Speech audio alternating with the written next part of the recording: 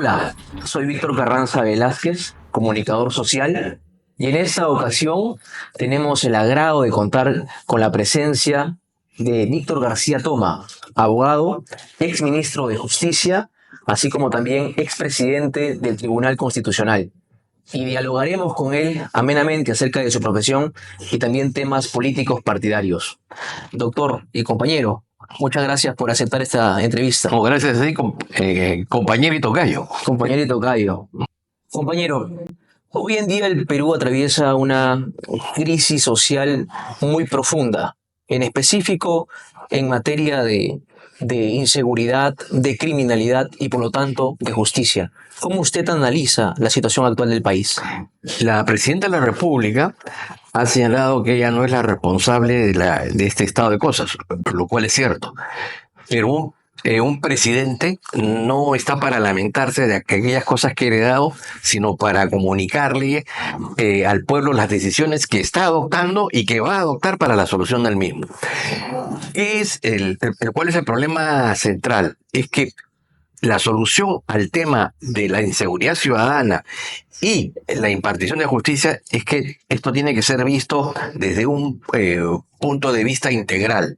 Tienen que trabajar coordinadamente la policía, el Ministerio Público, el poder judicial.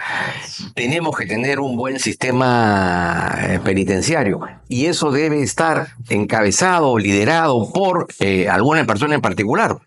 De preferencia quien conduce los destinos del Poder Ejecutivo. De no ser así, encargársele a alguien esa tarea de coordinación, ¿no es cierto? El problema tiene muchas aristas, sí, ¿cierto? Ciertamente. ¿Y usted ve debilidad en el actual gobierno también? Digamos, no veo gobierno, que es lo más complicado. Desgobierno. ¿No? Claro, hay un desgobierno. No hay liderazgo, no hay dirección, no hay planes, no hay programas y tampoco hay equipo. Y encerrados en su mediocridad, en su incompetencia, digamos, dan vueltas alrededor esto le han llamado el Consejo de Guerra, pero evidentemente eso no se traduce en soluciones inmediatas para el país, ¿no? Ahora, esta clase de problemas también nos lleva a una polarización muy profunda en el país, a tal extremo que hay congresistas que están proponiendo lo que es la pena de muerte. Sobre eso, ¿qué reflexión le da a usted? No, la pena de muerte no es ninguna solución. Primero, porque no disuade. Segundo, porque en el supuesto negado que cumpliera los objetivos que supuestamente se podrían alcanzar con su aplicación, esto es en el mediano plazo. La denuncia al Pacto de San José de Costa Rica dura aproximadamente entre año y medio. De ahí hay que hacer una reforma de la Constitución, luego una reforma al Código Penal y atrapado a una persona que estaría supuestamente incursa en la aplicación de esta medida, un juicio en el Perú demora entre 5 y 8 años. Luego, lo cual, el justiciable tiene el derecho a presentar una acción de garantía, una acción de habeas corpus, ¿no? Entonces, ni este gobierno ni el próximo va a poder aplicarla. O sea, es una mentira. Es una mentira. Además, es hacia adelante, no puedo aplicarlas a los actuales delitos, ¿no? Hace poco hemos tenido un paro de transportes muy fuerte y ese mismo día asesinaron a otro transportista más. Un congresista ha salido y darle recomendaciones bastante lamentables acerca de que pongan vidrios antibalas para que estos no sean afectados en su integridad física. ¿Por qué, de alguna u otra forma, el país, los políticos y las instituciones no logran coordinar una política efectiva contra el crimen? En primer lugar, primero porque no hay gobierno y luego porque no tenemos oposición, ¿no? Que supuestamente debería estar encimando al gobierno y proponiéndole alternativas para que éstas sean recogidas y ejercitadas. Pero lo central es que se ha roto la relación entre el sistema político y la sociedad civil porque no tenemos partidos políticos, ¿no? En términos generales... es cierto, no hay... La democracia se sostiene en los partidos políticos y hay más de 40 prácticamente. Y las 2/3 de ellos, o casi todos, yo creo que salvo el APRA, salvo Acción Popular, salvo el PPC y alguna organización, digamos, vinculada con el marxismo-leninismo, estas organizaciones carecen de ideología, carecen de doctrina, carecen de programa, no tienen equipos, ¿no? Entonces son clubes electorales. Ese es el problema. O un club de compadres. Así es, más aún, hoy tener una organización política es muy rentable, es un negocio, Así es. ¿no? Porque llegan las elecciones y siempre hay alguien que quiere mejorar su CV, ha alcanzado cierta importancia económica y quiere darle lustre a eso. Entonces compra su curul, ¿no? Si eventualmente fruto del voto preferencial sale elegido, ese hombre no está comprometido con esa organización, porque no le debe nada, pagó por el número y hizo su campaña por sí mismo. Eso es lo que pasa. Y eso pasa y sucede y va a pasar nuevamente en estas elecciones. Va a pasar ahora. Y lo que me temo es que al tener una cédula con cerca de 45 partidos, con 500.000 de candidatos, así lo señalaba en las elecciones, el elector nunca va a poder llegar a escoger, digamos, de manera idónea su opción. Son muy pocos las organizaciones políticas que felizmente han logrado que su logo quede en el imaginario ciudadano. O sea, en el caso de los apristas, por ejemplo, vamos a tener esa suerte, porque inmediatamente miramos la estrella. Pero los que no quieran votar por el APRA, quieran votar por otra organización, la van a ver cuadras, ¿no? Y finalmente esa elección va a quedar en primera instancia en manos de una mesa, de la mesa de sufragio. Claro. ¿Y qué pasa con la mesa de sufragio? Por lo general, no son las personas que el Jurado Nacional de Elecciones Así es, sino los que están en la cola. Los que están en la cola. Y ahí hay problemas para el llenado de esa cédula. Gente que se equivoca en la suma, gente que no conoce, digamos, cómo colocar los preferenciales. Va a haber mucho error en la cédula y eso va a contaminar el proceso porque se van a presentar las quejas o los reclamos en el sentido de que hay fraude, ¿no? Y eso va a gestar un mal inicio al próximo gobierno, ¿no? Regresando a su experiencia profesional, usted ha sido ministro de Justicia y también presidente del Tribunal Constitucional. Esto le permite tener una visión y análisis amplio acerca del problema, sobre todo hoy cuando se habla acerca de una reforma del sistema de justicia.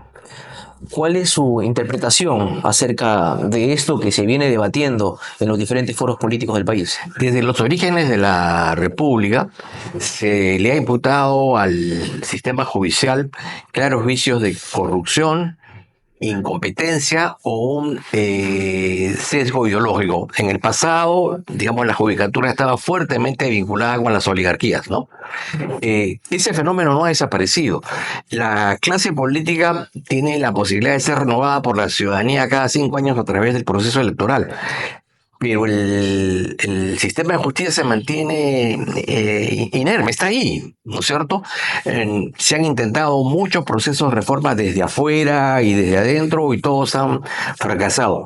Fundamentalmente porque los propios jueces no tienen voluntad de cambio y en segundo lugar porque las reformas requieren de un proceso de maduración que es de mediano y largo plazo y implicaría un compromiso de todas las fuerzas políticas para sostener ese proyecto con prescindencia de quien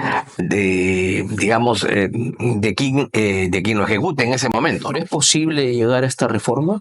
Yo creo que hay que hacer acciones inmediatas. La primera, por ejemplo, acabar con la provisionalidad. ¿Por qué es importante acabar con la provisionalidad? Si yo te designo a ti, digamos, para que tú pertenezcas a mi sala, tú careces de independencia, autonomía e imparcialidad. Porque el día en que me desagrade la forma en que intentes votar, pues simplemente te digo que te vas, ¿no es cierto?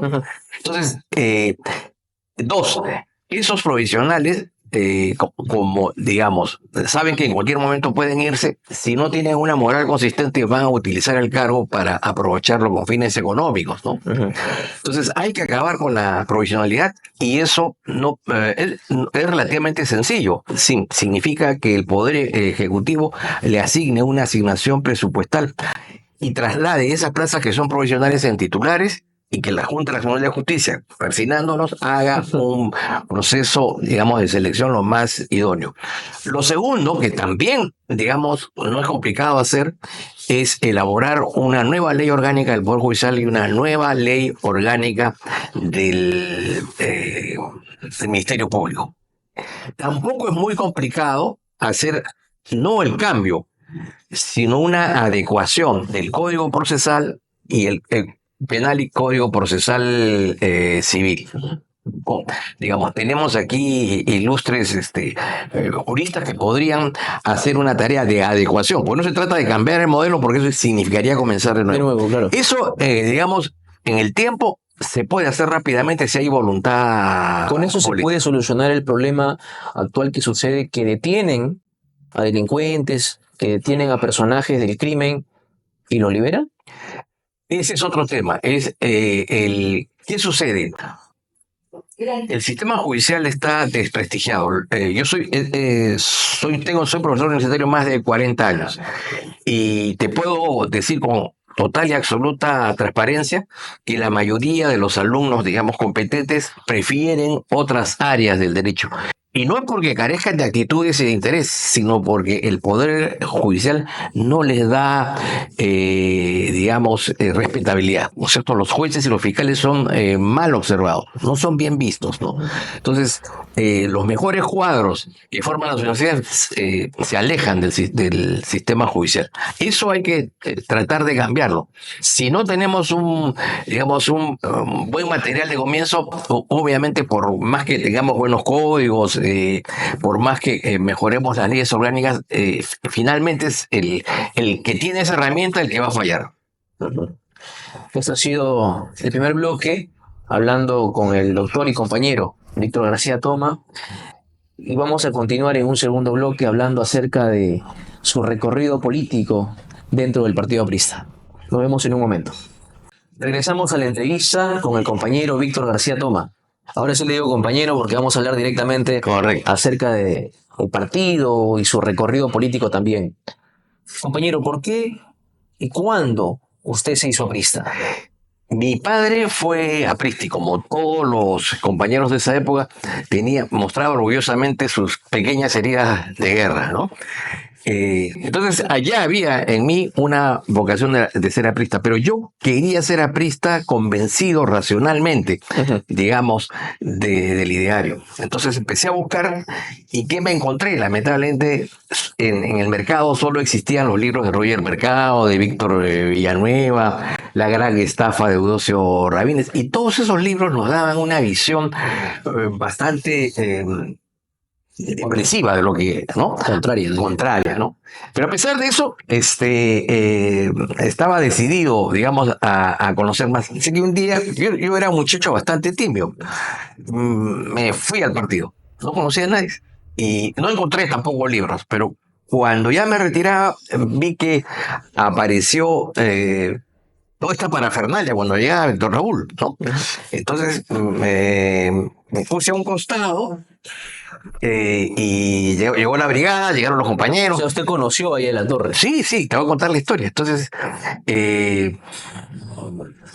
llegó ahí en la torre, empezó a saludar y en eso me vio a mí, se dio cuenta que yo no era de la fraternidad, no, era nuevo. ¿No? Entonces, compañero, ¿cómo está? ¿Qué? Bueno.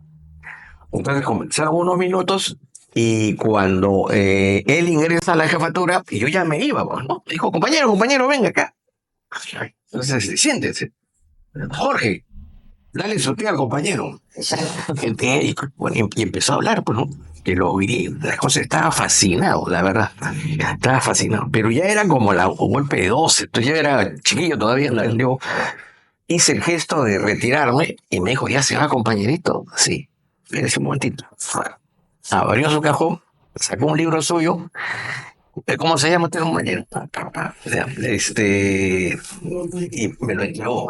Y me dijo, lo va a leer y en la próxima semana conversamos. Ya con eso. Ya se ganó. Se ganó uno más. Pero el jefe tenía esos gestos, ¿no? No, sí. Sacaba, por ejemplo, pues él tenía caramelos. Entonces, a veces ¿no? Invítale un al su compañero, dale su chocolate, ¿no? Y sobre todo este grupo de la generación de los 60, 70, yo llegué el 70, estaba muy fuertemente vinculado, porque había pues el Parlamento Universitario, Todos los días había. todos los días, entonces los conocía a todos y los trataba de tú, ¿no? Le mostraba, me acuerdo mucho que cuando fundamos el APRA con Pepe Barba, Tayo, Barreda, César Bazán, ¿no? El que habla, pasaron algunas semanas y conseguimos nuestro primer debate con los comunistas. Entonces fuimos pues muy contentos a hablar con Víctor Raúl y nos pregunta nos hizo una serie de preguntas y cómo teníamos que contestarlas, etc. Y bueno, ya conversaron con el compañero Camiloni. El compañero Camiloni era un buen compañero, pero era de la brigada. ¿Qué podíamos conversar con el compañero Camiloni de temas ideológicos, no? Pero bueno, respetuosamente nos fuimos a buscarlo al compañero Camiloni, compañero que tenemos un debate con los comunistas. Y digo, ¿dónde va a ser? No sabemos cómo que lo van a saber. Si uno va al teatro, al campo de operaciones, tiene que conocer. Entonces, vamos a imaginar, tienen que preguntar si hay una puerta, si hay dos puertas, ¿no? Todo en estructura. Tienen que colocar unos compañeros adelante, otros compañeros atrás. Siempre tienen que estar en la puerta de entrada, ¿no? Y hay uno, y lo más importante, estar cerca del enchufe. Y ahí nos pegó el cuadro, compañero, porque tiene que ver el enchufe con el debate, porque si van perdiendo, apaga. ¿No?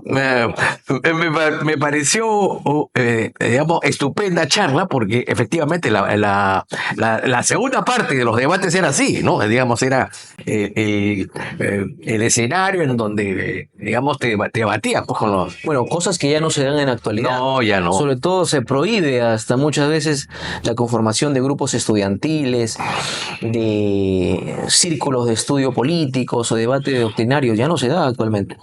Y te cuento estábamos en la San Martín y entonces hicimos un debate porque había Sendero Luminoso ahí y se lo trajeron a Cahuata. Cahuata era el número 2 de Sendero. Él se apartó, tuvo el tino de apartarse de Aymael Guzmán, pero en ese momento era el número 2. Entonces, y estábamos con Pepe Barba y él fue con su saco y el gordo Barba, pues que era bandido. En un momento terminado el debate, mientras yo hablaba, él se levanta y se tira pues el saco de Cahuata, ¿no? Cuando en eso Cahuata se da cuenta que le falta mi saco. Entonces lo único que yo tenía es que se ha perdido la página 11, no se va a perder. Ese tipo de anécdotas nos lleva a nosotros a entender la gran dimensión de fraternidad y de humana también de ella de la Torre. Actualmente la política se ha distorsionado mucho, ya no se hace una carrera política, ¿no? Y creo que es importante también en esta entrevista, compañero Héctor García, que nos narre un poco acerca de su escalafón partidario. Claro, yo comencé, nosotros formamos el Comando Unitario Aprista de San Martín y le pusimos APRA. Nosotros no éramos ARE, éramos APRA. Frente. ¿Ah? De frente, sí. ¿No? Por eso era nuestra confrontación con los compañeros de Villarreal. Pero éramos fraternos hoyos. Cada vez que había, digamos que a unar fuerzas, íbamos a Villarreal, íbamos a Garcilaso, igualmente con ellos nos ayudaban a nosotros. En realidad, el Comando Unitario Aprista era gente que estaba muy comprometida, creía en la revolución democrática, estaba fuertemente unida y vinculada emocional y moralmente con el pensamiento y la trayectoria de Víctor Raúl, ¿no? Fue un gran impacto para nosotros presenciar el hecho, por ejemplo, cuando Víctor Raúl ya es presidente de la Asamblea y recibe los honores militares, ¿no? Que siempre se lo habían negado. Siempre. Eso fue muy, muy, muy emocionante, la verdad, ¿no? Era el reconocimiento, digamos, de toda una gesta cívica, ¿no? y el inicio, digamos, de un nuevo país, porque a partir de ese momento desapareció esa rivalidad entre prismo y militarismo, ¿no? Que nos costaron sangre, Sangre. vidas, persecución, destierro. Exactamente, sí. Y después que usted estuvo dentro del comando universitario, Fui miembro del Comité Ejecutivo Nacional también un tiempo. Colaboramos, como todos, en la lucha contra la dictadura de Fujimori, ¿no? Y ya en el 2002, porque como me eligieron magistrado del tribunal, ya tuve que, dedicarse más al... claro, ya no podíamos hacer política activa. Eh, pero luego de esa experiencia regresamos, ¿no? Y colaboramos con el gobierno de Alan. Primero, colaboramos en la formación del Instituto de Gobierno, que fue un tema bastante interesante. Se formaron muy buenos cuadros ahí, ¿no? Apristas y no apristas. Por ponerte los no apristas, ahí estuvo Marta Chávez, estuvo Fiorella Morinelli, ¿no?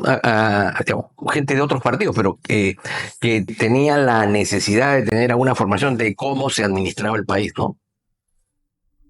Eso me trae a la mente y al recuerdo lo que mucho se habla dentro del partido acerca del partido escuela. Partido de escuela, así es. El partido escuela se interpreta solamente a veces como una serie de clases, pero hay compañeros de larga trayectoria, como el compañero Carlos Roca, como el compañero Pepe Lucho Delgado, y como en la entrevista que le hicimos también al compañero Villarriestra, que decían que esa escuela era una escuela de vida. Así es. Sí. Por ejemplo, era muy importante el tema de la lealtad, el tema de la disciplina, ¿no? El tema de la fraternidad. Entonces, todos esos componentes eran conductas de vida, ¿no? Comportamientos de vida. Por ejemplo, era muy interesante ver a Ramiro Prialé, que todas las noches religiosamente iba a los velorios de los compañeros. Era parte de su responsabilidad. A los cumpleaños también dicen. A los cumpleaños también, por supuesto, ¿no? Pero bueno, en los cumpleaños es para alegrarse, pero darse el tiempo, digamos, para ir a presentar los, digamos, con condolencias. Incluso hay una anécdota. Una vez Ramiro le pidió a un grupo, y estuve ahí, para que lo acompañáramos a un velorio. Y fuimos, ¿no? Y notamos de que, bueno, se le acercaron varios a Ramiro, pero nosotros veíamos que los familiares no reaccionaban y estaban hasta sorprendidos. ¿Qué había pasado? Que nos habíamos equivocado de casa. Era la misma cuadra, pero en otra casa. Hasta que le pasaron la voz a Ramiro de que el muerto que estaba ahí no era prisa. Y se tuvieron que... Y nos tuvimos que ir. Pero lo impactante era de ver el rostro de los dedos, ¿no? ¿Qué hacen estos acá? ¿No? Aprovechando que está hablando de Ramiro, ¿qué valores usted destaca de este gran personaje, no solamente del APRA, sino de la política del país? Una cosa que hemos perdido, eso de barrer para adentro, ¿no? Es decir, como en toda organización pueden presentarse problemas, dificultades, pueden surgir rivalidades, pero esas nunca deben trascender los muros del partido, y en segundo lugar, tampoco deben descender, pues, digamos, a las disputas cainitas, ¿no? Uh-huh. Es imposible que en una organización no existan diferencias, es imposible además que surjan inquietudes que son divergentes, pero todo eso tiene que hacerse, digamos, primero en base al respeto a la autoridad, en segundo lugar a las reglas y procedimientos, y en tercer lugar entender que el adversario, el enemigo, finalmente no está dentro sino está afuera. Está afuera, ¿no? ¿Sí? El APRA es un Perú chiquito. Es un Perú ¿cierto? chiquito. Y desde la perspectiva de muchos jóvenes requiere una actualización en fraternidad también. ¿Cómo usted analiza y ve sobre todo esta realidad partidaria? Porque el Perú necesita del APRA. El Perú necesita de un partido sólido, un partido con soldados disciplinados de la democracia. Con ideología, ¿no? Y con ideología, ¿no? Frente a esta sábana de partidos que se van a presentar en las próximas elecciones. Podemos dar muestra de la fortaleza del APRA cuando recientemente se produjeron las protestas contra el Castillo, cuando entraba la comparsa aprista, era otra cosa. Otra cosa. Yo he visto a mucha gente durante varios años que cuando pasábamos los apristas silbaban, porque digamos eran etapas de incomprensión. Pero cuando llegamos a la época de Castillo, la gente nos veía y sentía tranquilidad, sentía alivio, sentía que había ahí un movimiento compacto, que estaba decidido, que era firme en sus convicciones, Bueno, sí. y que sí podías poner cara, ¿no? Que también han recibido palos de la policía y han roto también. Claro, sí, sí, ¿no? Y la gente respeta eso. La gente sabe el carácter orgánico de la APRA cuando está unida, su decisión, su firmeza y sobre todo apelar a la tradición, ¿no es cierto? La valentía, el coraje, la decisión indeclinable, ir hasta el final por sacar adelante nuestros valores, ¿no? Y el sentido de justicia y también de diálogo, ¿cierto? Porque Ramiro Pialé era pues el gran hacedor de la frase conversar, No es pactar, así es. y hoy a los peruanos y a los políticos en sí les hace falta mucho saber conversar, ¿no? Un país tan polarizado, tan atacado, con un Congreso neófito, porque la Así gran es. parte son congresistas neófitos y las diferentes propuestas que usted nos ha dado se van a realizar desde el próximo Congreso. Y en ese sentido, el Perú necesita el APRA y el APRA requiere de personalidades preparadas en ese espacio, en ese aspecto. El APRA lo que necesita es entender que es un partido que está lleno de tradición, que tiene una serie de virtudes y que la mayor virtud que debemos sostener es nuestra unidad, ¿no? Nuestro sentido de fraternidad, nuestra firmeza en la lucha por la conquista, digamos, de la justicia social. Y creo que estamos teóricamente en un momento oportuno, digamos. El país necesita un gobierno sólido, necesita un gobierno compacto, necesita un gobierno convocante, y el APRA ha sido siempre convocante, ¿no es cierto? Incluso con el adversario más encarnizado, no ha tenido objeción en sentarse en la mesa y ponerse de acuerdo cuando hay un asunto que pueda ser Aunque los internacional. antiapristas no entiendan eso, o el comercio también no lo entienda, ¿no? Porque hemos visto últimamente que se ataca mucho esta habilidad de un partido histórico de poder lograr consensos. Así, y por ejemplo, hay un error del comercio en relación a esta develación que se han hecho a unos documentos, digamos, del gobierno norteamericano, ¿no? Es interesante saber, por ejemplo, Kennedy, que era un liberal progresista, se da cuenta claramente de cuál es el problema de América Latina, ¿no? Hay un problema de injusticia social, hay un problema de dictaduras, y en esas circunstancias crece el castrismo, que ha triunfado en el 59, ha empezado a generar movimientos guerrilleros. Entonces, cuando observa el mapa electoral del sentido, dice: no puede ser Odría, porque Odría representa digamos, a los intereses más oscuros, a la rancia oligarquía. Y no puede ser Belaúnde, porque no tiene una estructura partidaria y porque se le van a colar los comunistas allí. Bueno, los comunistas le apoyaron también. Así es. Entonces, y ahí en este documento se queda claro que se apoya a un movimiento que pretende reformas dentro del sistema democrático y que tiene la decisión y la capacidad de poder combatir el avance del comunismo. Y ese es el APRA en el 62.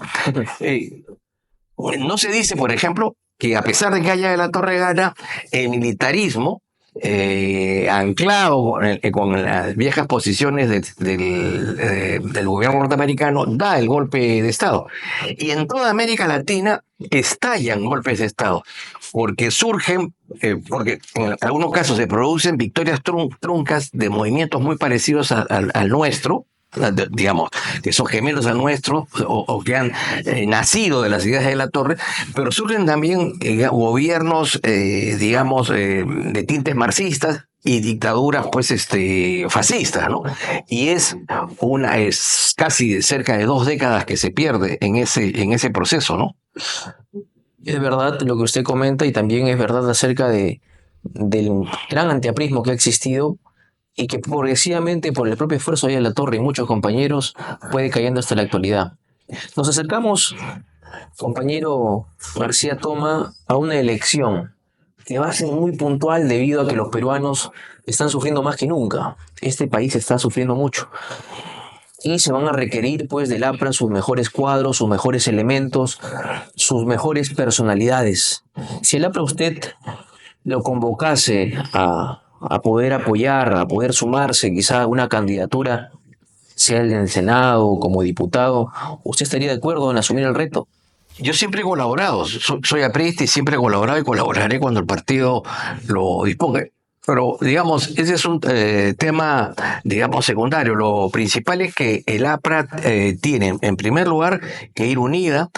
Tiene que producirse, digamos, un proceso gradual, digamos, de incorporación de nuevos cuadros, los mejores cuadros, los jóvenes y los más experimentados, ¿no? Conformar una buena plancha presidencial, sí, ¿no es cierto?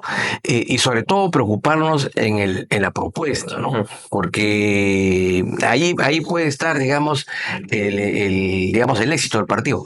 Como nosotros tenemos una ideología y una doctrina, el programa, ¿no es cierto?, en función, por supuesto, de una realidad particular y concreta, surge de allí, ¿no? No es un conjunto de ideas inconexas, sino que forma parte. Todo está conectado. Claro, ¿no? Exactamente. Así es. Compañero, muchas gracias No, por gracias esta a ti. gentil entrevista. Creo que los compañeros van a estar muy a gustos con sus opiniones, sus reflexiones sobre todo lo que está pasando en el país con materia de seguridad, y nos vamos a encontrar en una próxima ocasión. De todas maneras, compañero. Hemos estado con el compañero Víctor García Toma, quien es abogado, ex ministro de Justicia y es presidente del Tribunal Constitucional. Así es que muchas gracias nuevamente. No, gracias a ti. García Toma, y nos veremos en una próxima ocasión. Gracias.